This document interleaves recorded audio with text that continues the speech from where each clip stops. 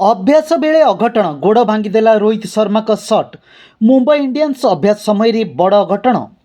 Indian Premier League IPL 2026 Mumbai Indians star batter Rohit Sharma आघात जो 5टी match बाहर रहा पर पड़िया को एक जबरदस्त फॉर्म सह फेरी। लखनऊ सुपर जायंट्स विपक्ष मैच रे रोहित को बैट्रु रन वर्षा देखा मिली।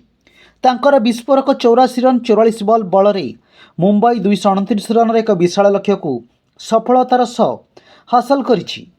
आरसीबी विपक्ष आगामी मैच में प्रस्तुति चलाइथिबा बेले नेट प्रैक्टिस समय रोहित एक शॉट जड़े ग्राउंडमैन को देहरे बाजिथिला।